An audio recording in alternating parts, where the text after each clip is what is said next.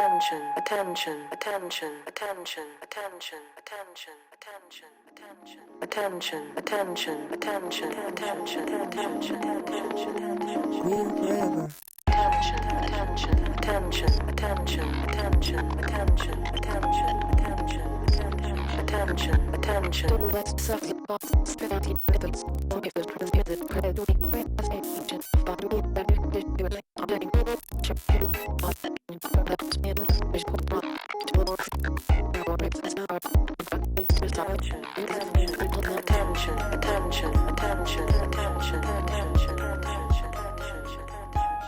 Green forever. Hi everyone, welcome back to DES101 and our week 12 lecture.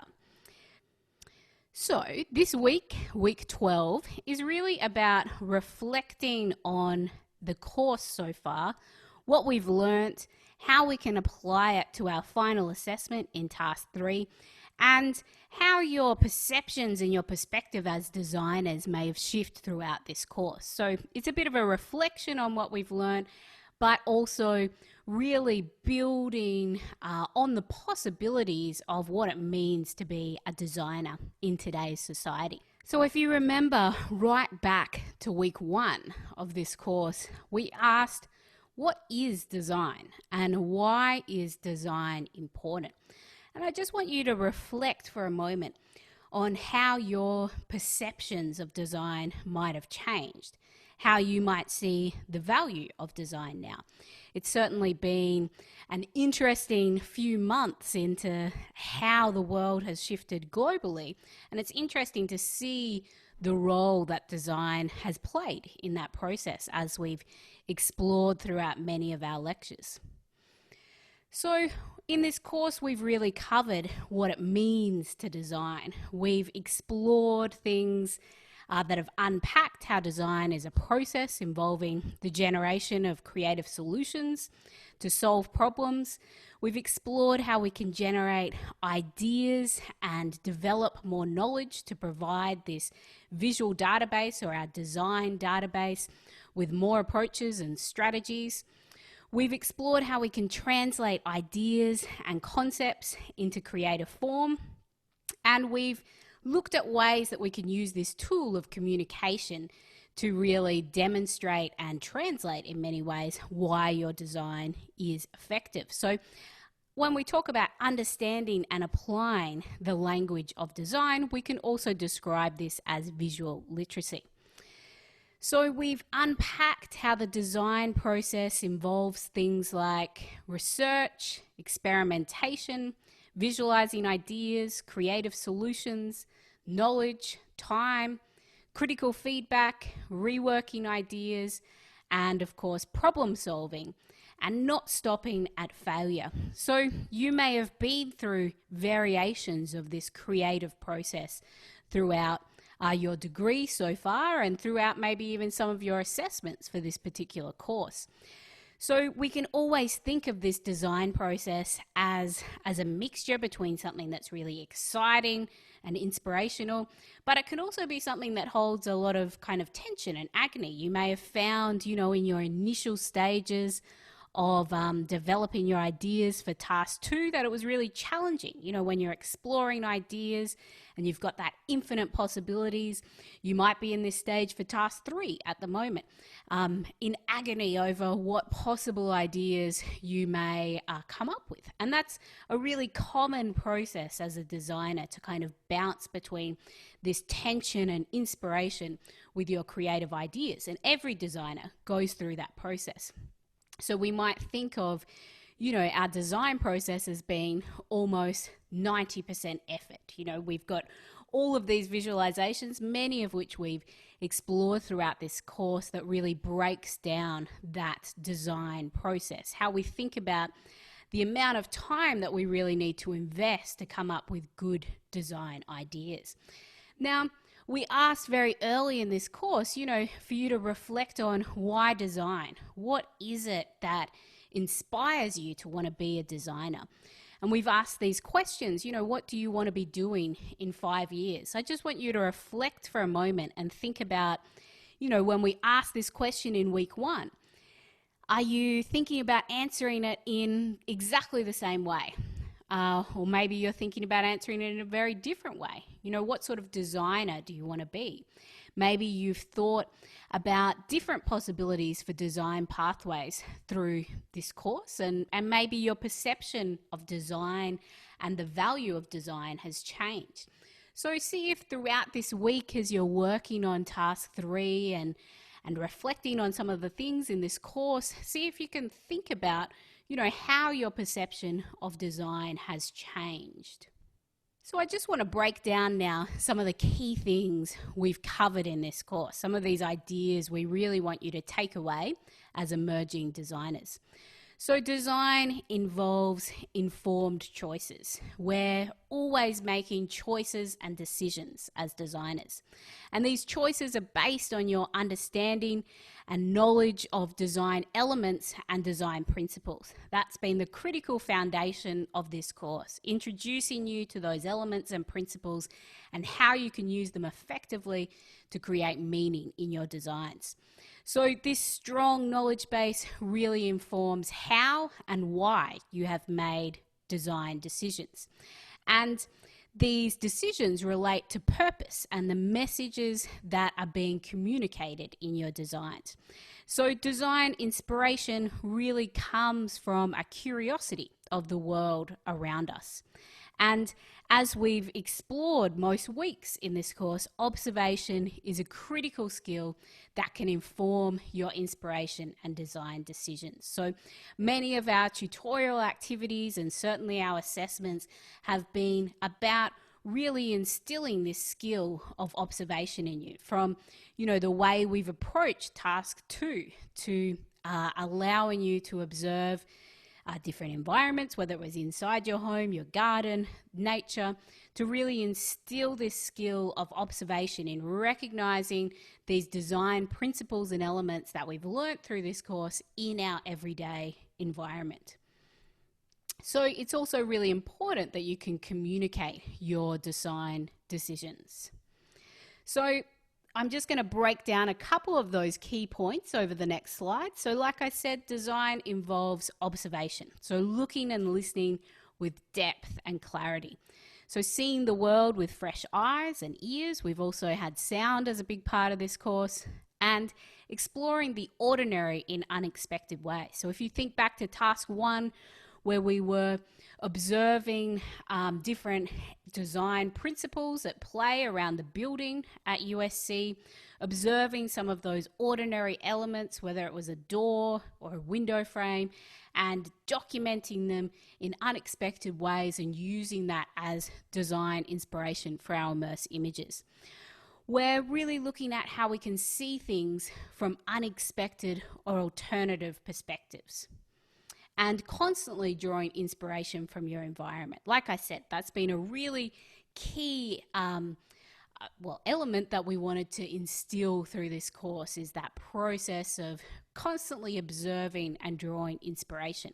And investing time in your research, that might be reading galleries when they're open again, walking in nature, and doing things like challenging yourself to recognize these design principles all around you.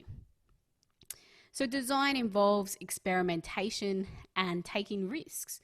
So when we're generating these new ideas through experimentation and risk-taking, that's all advancing our designs and informing our process. And we're creating these fresh perspectives that could also involve, play and chance through this process of experimentation. And risk really involves moving beyond the tried, accepted approaches, breaking the mold, we could say, or really exploring and pushing the boundaries and letting go. And we can also, and we have explored, this idea of exploring the role of design as activism and really the value of design in today's society. So one of the things we've spoken about, particularly over the last couple of weeks, is, starting to think about your voice as a designer. What kind of messages do you want to put out into the world in your professional career in design, if that's what you want to pursue? So design really involves problem solving and originality. when we think about this idea of designers as problem solvers, we're also exploring how we communicate, or how you communicate with your messages to meet a design brief, to express what you want to say, to communicate with your audience. And we're exploring the sort of multitude of possibilities of solutions, and then listening to feedback and taking that feedback on board, and exploring how to communicate in an engaging, original way. So thinking laterally and going beyond the obvious solutions is such an important skill to have as designers. And again, this idea that design involves communication. So we're in dialogue with an audience. This is a really fundamental tool to have as designers, to be good communicators. So designers draw on and expand on the possibilities and work of previous artists and designers. We have to have knowledge of that industry, that world that we're in at this point in time. And design involves reinvention and transformation. We're always drawing inspiration, again, by using that critical tool of observation, drawing inspiration from the world around us. So designers need to communicate with clients, audiences, and communities. You know, if we're talking about that role of designer as activists in the context of culture jamming, we need to be able to translate those messages in the context of communities.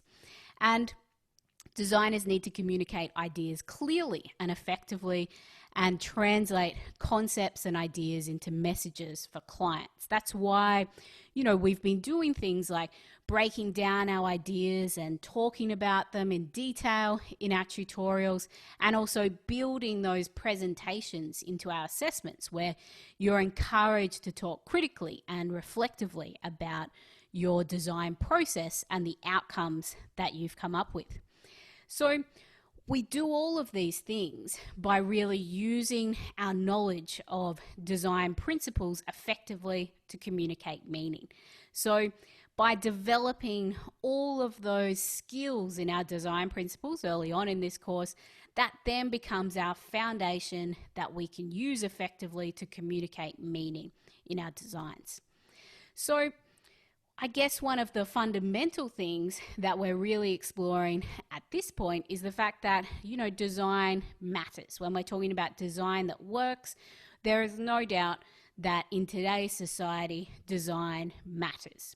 So design can be highly influential. We know that good design changes and can change how we think and how we act.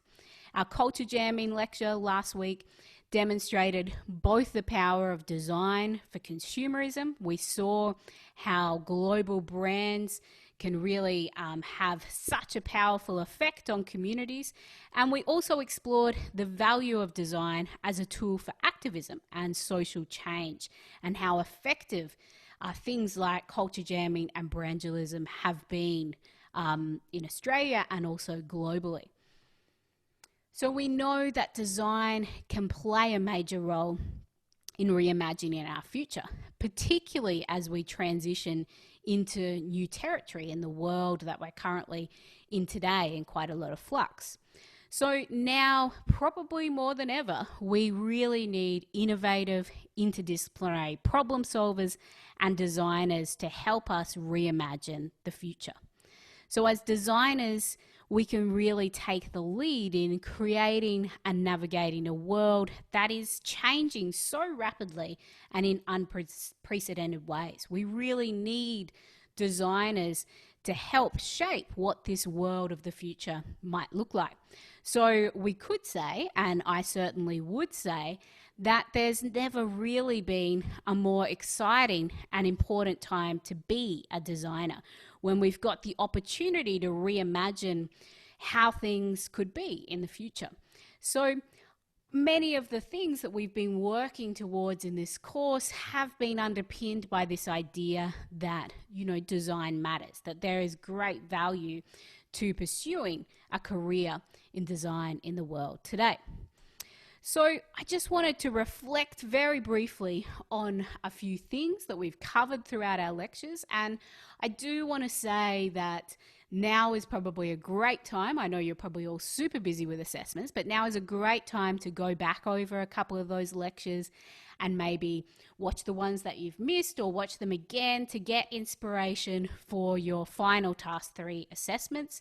So one thing you might like to do as well is have a look at something like the Sunshine Coast design book, or look online about how some of those things were broken down. We had a look at this in week 1 with the design principles of the Sunshine Coast. And as we chatted about in week 1, this obviously has more of a built environment and architectural bend, but a really great place to draw inspiration in terms of what's happening on the Sunshine Coast right now.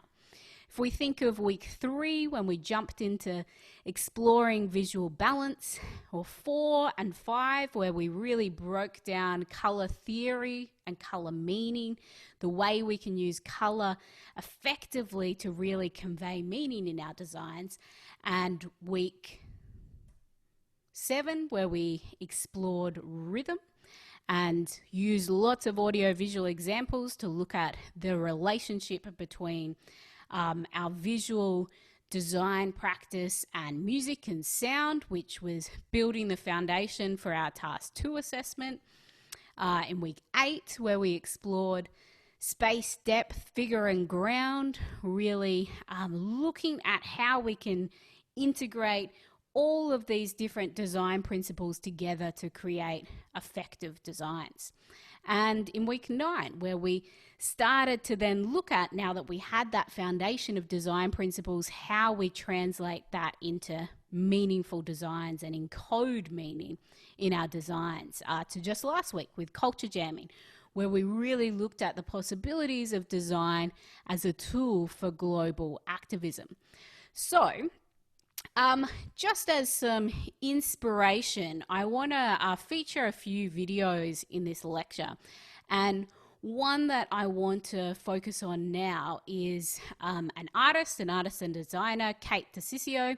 And this is a short video produced by Adobe looking at this idea of art as activism. And I think it's a nice sort of inspirational video as you prepare some of your ideas around Task 3.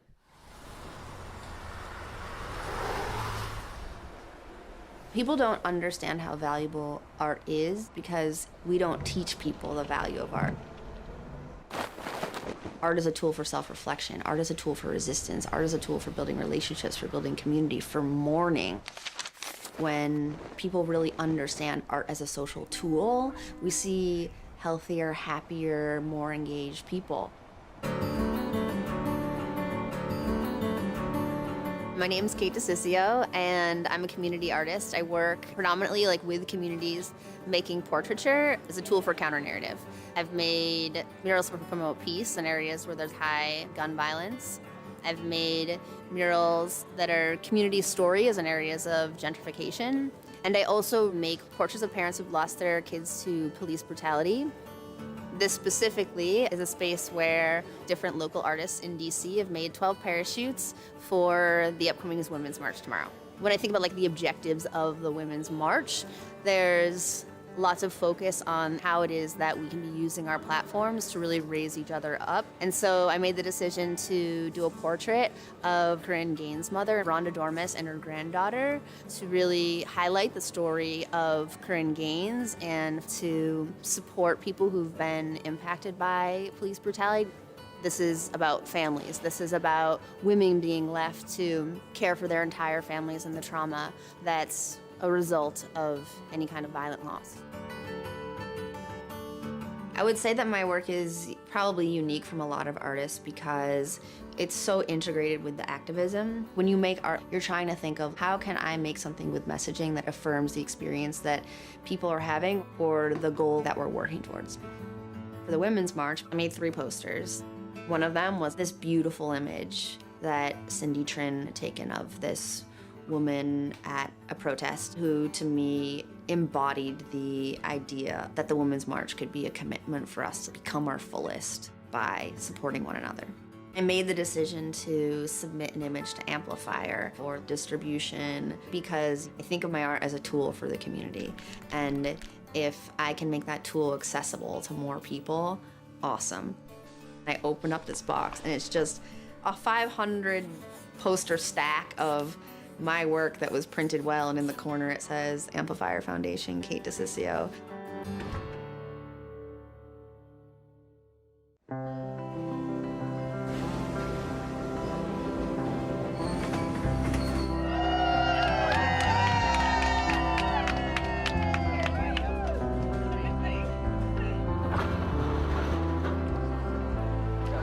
We made it!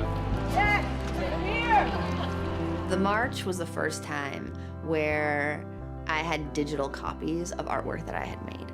Generally, I use stencils that I've already created, and I'll make between 20 and 50 signs that I then bring on cardboard and pass them out. For the Women's March, Amplifier printed literally thousands of pieces of my work. Right now we're headed into the march, and they're working on where they're gonna place our parachutes so that we can be towards the front and leading the march. And Rhonda and Vicky are both here. Rhonda is featured on the parachute. Oh my God, it is overwhelming, it's humbling. I'm just so excited and blessed because for one, I know my baby would have been here. This is what she fought for. She honored the woman as a powerful being. The emotions are so, they're running such a gambit right now. I don't know whether I want to laugh, cry, but we'll see.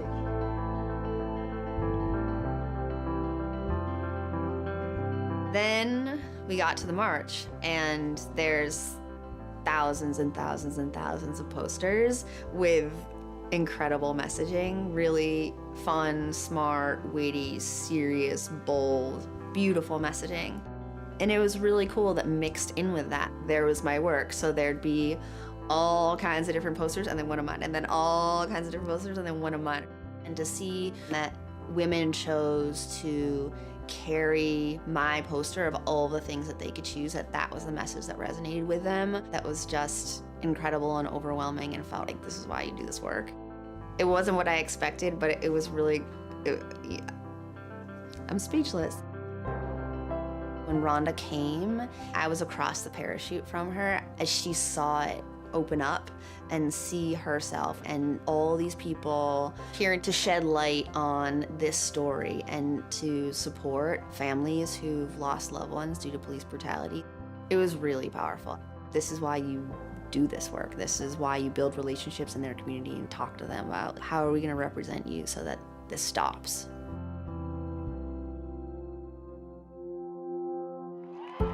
About 3/4 of the way through the rally, the organizers realized that there was actually so many people that we filled the space that was planned for the march to exist. And the cheers around us got louder and louder and louder and louder with each speaker saying, "March, march, march, march."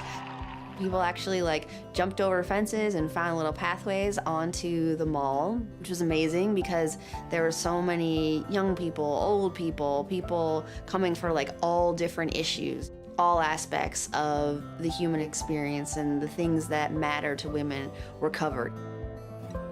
It was an incredible free-form march, unlike anything that I've ever seen in my life.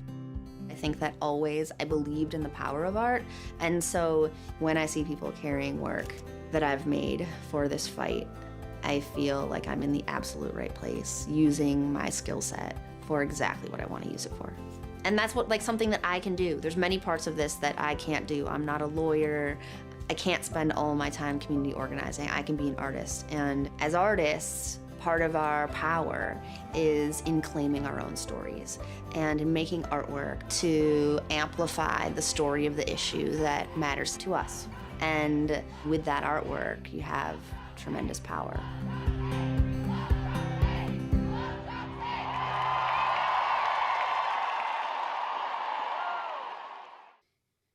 So a key thing that we're working towards in our design process is this process of design thinking. So I'm going to play a short video now which is looking at breaking down this very important process of design thinking, or how to solve problems like a designer, which will be really helpful for you as you go through this process with task 3.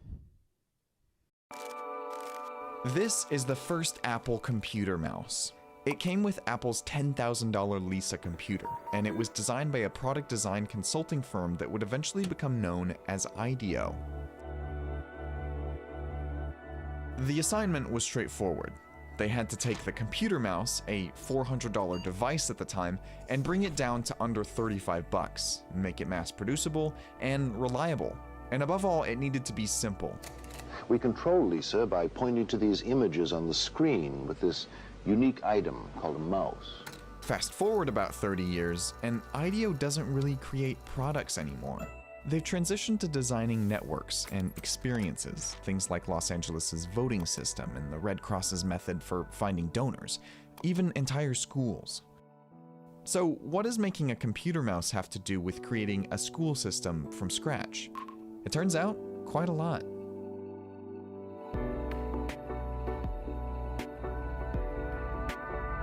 The world we live in is one where really the complex things are the things that are mostly broken, not the simple things. We have lots of great products, lots of beautiful products, lots of products we can use every day. Everything from furniture to tableware to consumer electronics. They're mostly pretty good, right? And yes, there's opportunity to do better and do more, but I'm interested in the things that don't work very well and the things that you can impact society with, and they're mostly the more complex things. Back in 1971, a designer named Victor Papanek wrote a book called Design for the Real World. The premise was pretty simple. Creators could take some of the same design strategies from the creation of industrial products and use them to tackle problems like pollution and overcrowding and food shortages. By 2001, IDEO had done just that, pivoting from products to real-world experiences. But the design steps? Tim Brown says they stay just about the same. The first piece is observing the world in order to ask an interesting question, right? I mean, and you can observe the world in lots of different ways. When we talk about human-centered design, we're really talking about observing the way humans live their lives and asking interesting questions about, hey, why does somebody do this and not that? Or why is somebody struggling with this problem? Why is it hard for somebody to open that, why are they struggling to open that jam jar lid? Well, so maybe I could redesign the jam jar lid, right? Or maybe I could give them a tool to help them, right? So why is this happening? So the first step is that looking at the world and coming up with a good question. For making a mouse, that means watching how people use computers and observing what they want and what they don't. For designing a school, that meant spending a month in Peru, meeting with students and parents, teachers, investors, government and business leaders to address needs like academic planning, modular classroom space, accessible technology, and affordable tuition. The next step is taking all the insights you have about those questions and starting to imagine ideas, like here's what I could do, here's what I might imagine doing better or differently. So that's what we often call ideation or idea making. Then comes the fun part. You test it out. Right at the beginning of the process, that might be a really simple cardboard model or a quick sketch, or if it's digital, it might be a quick digital simulation or something. And you try it out with people. Sometimes those drafts can be pretty rough. The first prototype for the mouse was a roll-on deodorant stick and a butter dish from a Palo Alto Walgreens. And you test it and see, and it doesn't work. Okay, so I need to rethink my idea, and I do it again, right? And this is where the iteration comes in, right? You learn from the prototype, you realize what's not working, or maybe it's a crummy idea, you have to go back and find a new idea again. And you go through that loop over and over again, asking the question, having ideas, prototyping, learning, and until you get to something that truly meets somebody's needs or a set of people's needs. Now, the last bit of the process, which arguably happens in that iteration also, is the storytelling piece, right? Because always you're trying to explain to people why your idea is interesting. Macintosh, the computer for the rest of us. I think what you need to design a complex system is not one brain, you need lots of brains. You need lots of brains with different perspectives, different creative contributions that they make, working together to get to an outcome that is literally rich enough and sophisticated enough to be able to behave like a system instead of being like an object.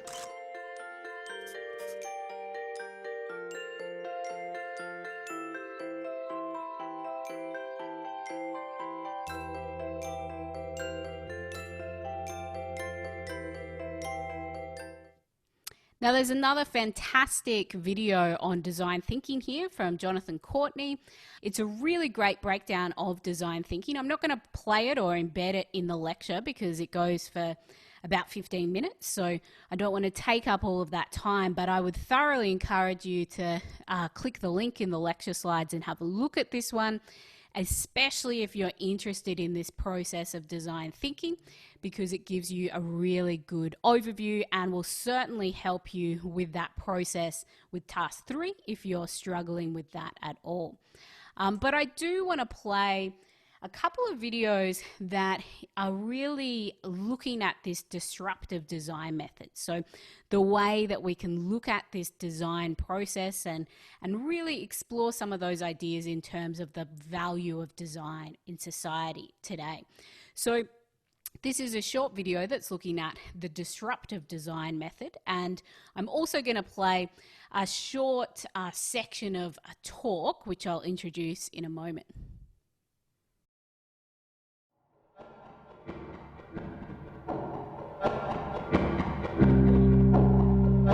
We live in a beautiful, complex, and chaotic world. Humans have been phenomenal at adapting, influencing, and impacting the systems that sustain life on Earth. But right now, we are starting to see the ramifications of the unprecedented technological and social development that we humans have all benefited from, as we've progressed to this powerful point in the story of humans on Earth. And make no mistake, we all share and depend upon this planet and its incredible resources. So we all have a stake in making sure that we don't damage the systems that sustain us all.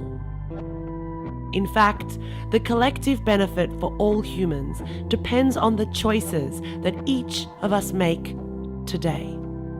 But the good news is that the future is undefined, and what happens next in the story of humans on Earth is the outcome of individual micro-actions collectively working together towards a united whole. And this is the power of systems thinking, and it's one way that you can recode your brain to build the thinking and doing tools needed to help participate in building a future that works better for all of us. I'm Layla Ajarolu, founder of The Unschool and developer of the Disruptive Design Approach, a method for activating and participating in positive social change by design. I do what I do because I'm very passionate about living on a planet where we don't just survive, but where we humans can thrive. And that means we have to design new systems that make the current polluting and inequitable ones obsolete. Design is an incredibly powerful social influencer that impacts every moment of our lives. But many of the problems that we see around us, from poverty to habitat destruction, can be traced back to design decisions. And the planet is full of purpose-driven people who want to participate in making change. But the problem is that many people don't see the agency that they have. And so the disruptive design approach helps people develop a more detailed perspective of the way complex systems work and how each of us can participate in designing the kind of world that we want to live in.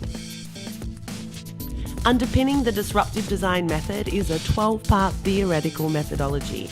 It combines pieces of social, environmental, cognitive, economic, and behavioral sciences to create these 3 knowledge pillars of systems, sustainability, and design. Combined, they form the disruptive design method, which involves 3 stages of mining, landscaping, and building. The first phase is the mining phase, and it's all about learning to love the problem rather than avoiding it.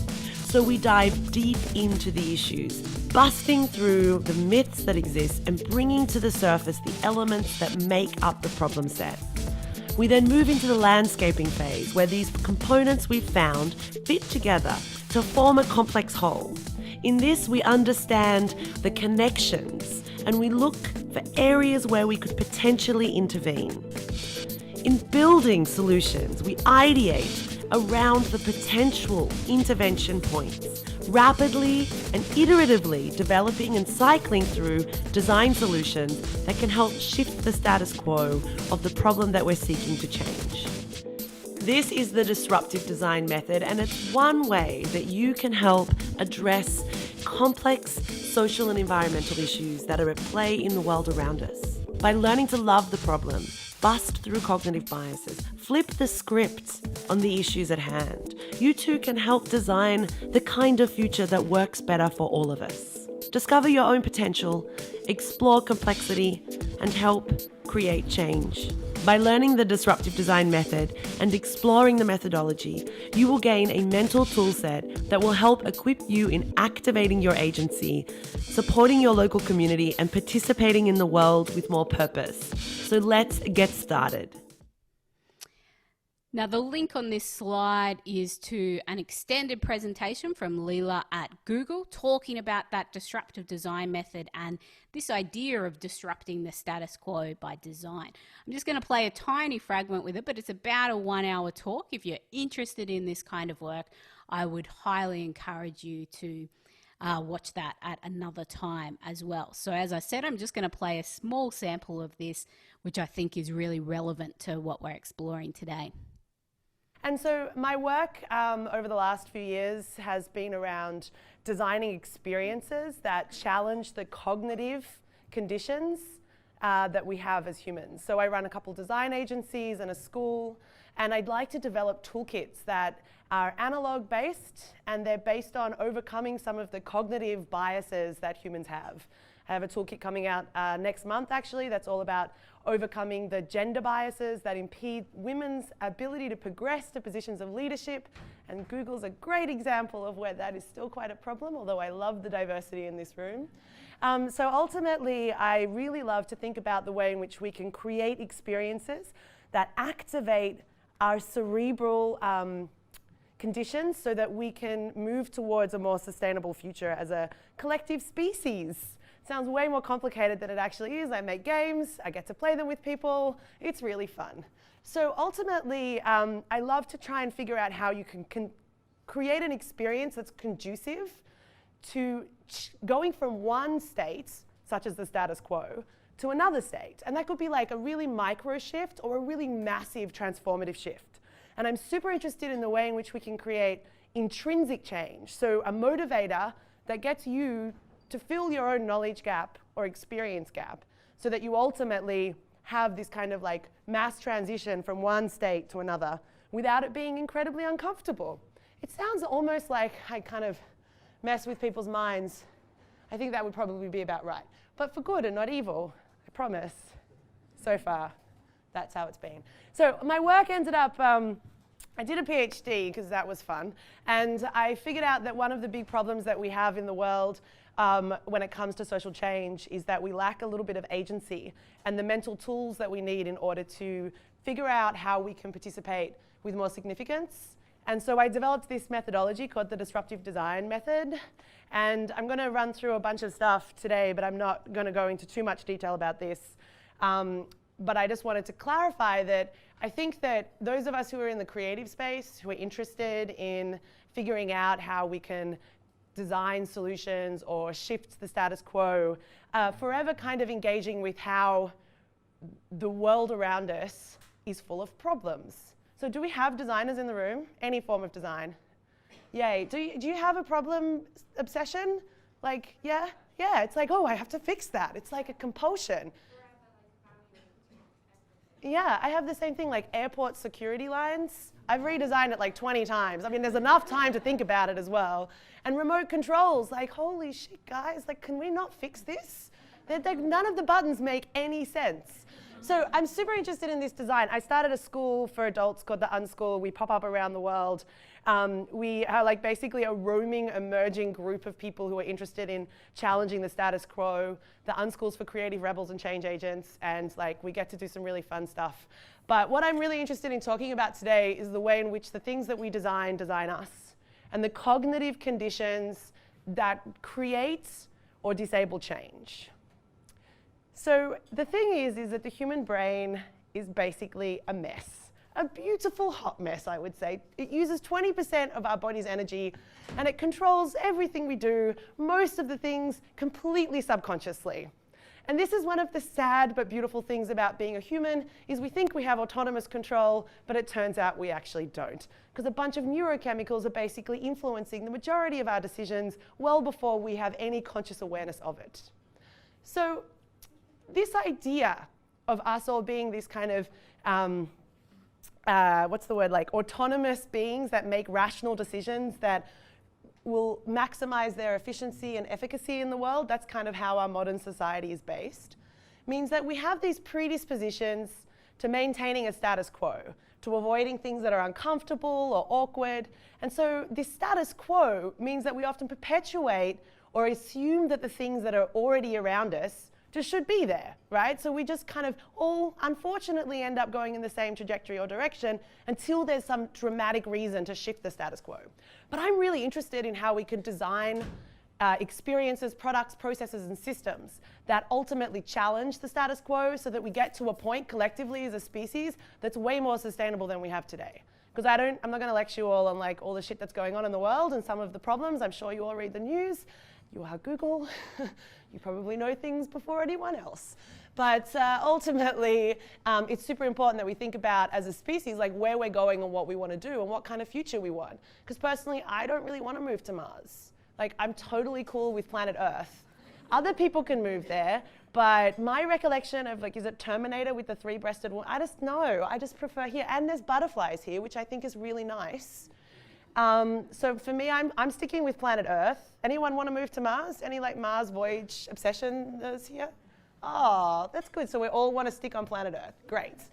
Then I think thinking about the way in which the things that we create us is super important. And I don't think we have these conversations enough. I think we are so used to this rapid technological and material, like consumer-based society that we don't ever stop to question, do we need this type of dramatic shifts in the way our brains work and the way we physically interact with these technologies that exist around us, through to like, what does this say about our species? The things that we create, they're a product of our collective participation, and do we want them? And if we want them, like, are they going to do good or bad for us? These are questions we don't have because I think that we all avoid them because they're really uncomfortable, right?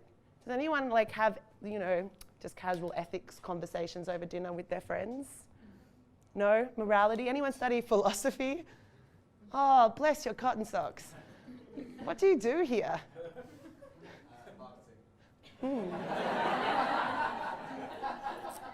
He went to a great school. Okay, so design. Here's the deal. I'm obsessed with design because the majority of the world around us is constructed. I call design the silent social scripter because it influences absolutely every single second of our lives. From the moment we are born to the moment we die, the things around us are created and constructed by the minds of other people. And they influence us. They cognitively condition us to how we experience the world. But not only that, they physically, like I have, what is it called, tech neck now, where you're like doing this too much. Remember when the old Nokia phones, the 5110s, they thought that our thumbs were getting too long because of all the texting? Anyone old enough to remember that? Yeah, well, now we're all getting like hunchback, like Notre Dame style from obsessive texting. So ultimately, the things that we create are physically influencing us. There's this thing called desire paths now. This, when you're walking through a landscape and you see where the path has been determined by, the engineers who said, oh, this is how a park should be. And then you see the well-worn paths of where the people decided to go because it was more convenient or more desirable. So the world influences us in such significant ways, but we have no idea most of the time. We're not dynamically engaged with this scripting that happens from the designed world. The thing about design, though, is there's a lot of duality in it. So there's things that are inviting and things that are exclusionary. For example, there's a whole movement in design to create things that are ergonomically uncomfortable, that stop homeless people from sleeping on benches, that make it impossible for 15-year-olds to skateboard across it, or pigeons can't land. So we create things that are exclusionary. And then we also create things that are inclusionary, that you want to desperately go into a subway because of all the smells that are coming out of it, even though you know the food's probably not good for you. So we create all of these motivators or demotivators in order to kind of script or control the way in which humans move in the world. And then we create absolute chaos and order. So humans are obsessed with like organizing everything. But the natural world that we interact with is completely chaotic. And I think that this idea that we can control nature in order to maximize our efficiency as a species has been this like eon-old battle where I think that we're kind of winning at some points and really losing in other points. I'll get to that in a second. And of course, we create all of these opportunities for some, like the economic gain of mass consumerism, and that for every opportunity, there's an externality or a loss. And so we know we have these huge issues with waste and the way in which our consumer society basically just pulls things out of the ground, functionalizes them for that's not a word, but I think it should be, functionalizes them for a very short period of time, and then they waste. Like, how many cell phones do you guys have in your drawers? Seriously, like, who has less than 10 old cell phones? There's like 4 of you, 5 of you, great. So the scary thing is when I ask that to like 19-year-olds, and they've had like 10 cell phones in their life already. And so we have this like perpetual waste cycle that ultimately is incredibly, it's incredibly dangerous because we run out of resources, but we also are creating legacies. Legacies that we will all actually, if we survive climate change, have to deal with because we're going to live till we're like 100. So we have to start to think about and be more proactive on how we change the way we design and also the motivators around what we create. Now, if you're feeling kind of overwhelmed by the creative possibilities of Task 3 and your design practice in general, one thing that we've spoken about very briefly, but I wanted to emphasize right now at the end of this lecture, is the power of creative constraint. So the importance to have those boundaries and constraints on what you're doing as designers. Now, rather than me explaining it, this video does it much better.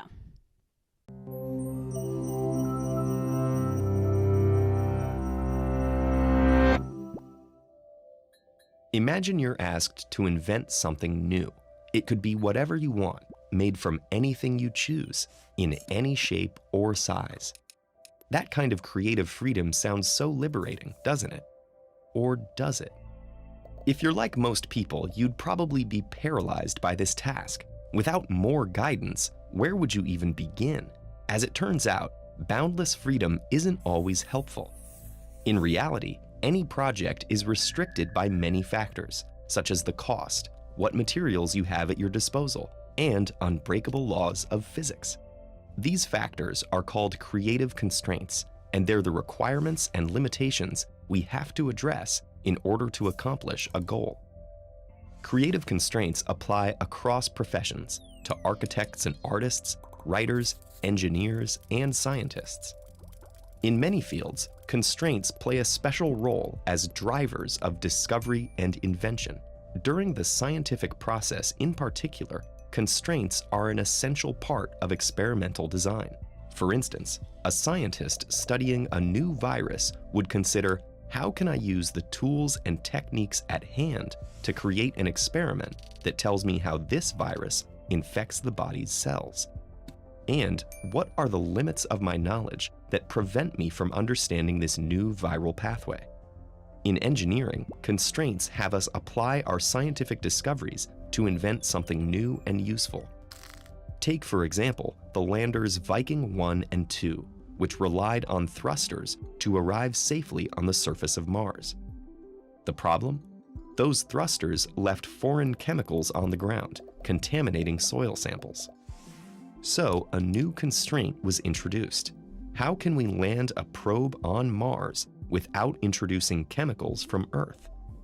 The next Pathfinder mission used an airbag system to allow the rover to bounce and roll to a halt without burning contaminating fuel. Years later, we wanted to send a much larger rover, Curiosity. However, it was too large for the airbag design, so another constraint was defined. How can we land a large rover while still keeping rocket fuel away from the Martian soil? In response, engineers had a wild idea. They'd design a sky crane.